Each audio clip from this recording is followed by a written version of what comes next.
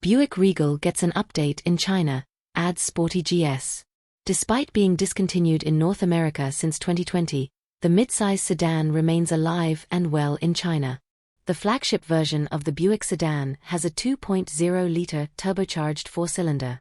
Chinese buyers can choose between 169 horsepower and 237 horsepower versions of the same engine. The GS features a unique front fascia, a rear lip spoiler, and GS badging throughout. Buick may have pulled the plug on the Regal in the United States back in 2020, but over in China, the nameplate is alive and well, and it just got an update, complete with a new GS variant. Given the rapid shift toward EVs in the Chinese market over the past 5 years, it's almost surprising that Buick is still investing in a sedan that traces its roots back to 2018, originally conceived as a regional version of the Opel Insignia before the German brand was sold to Stellantis. Much like its North American counterpart, the new Regal GS is a mildly sportier take on the standard four-door sedan.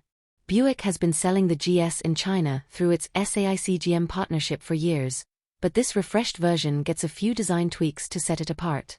It's not a radical departure, but it does give the car a bit more presence. Whereas the standard Regal was facelift in 2024 with a dramatic new grille, the GS has a design more closely resembling the pre-facelift version.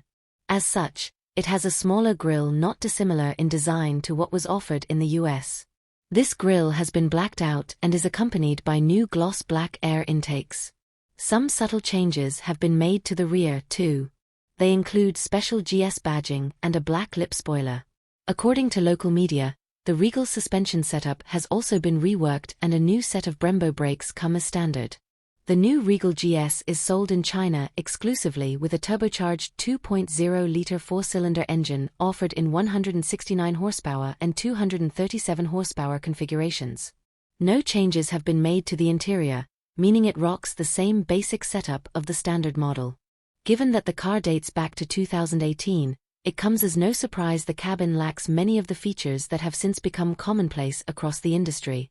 For example, there's no digital instrument cluster, and the infotainment screen is relatively small and features an outdated operating system.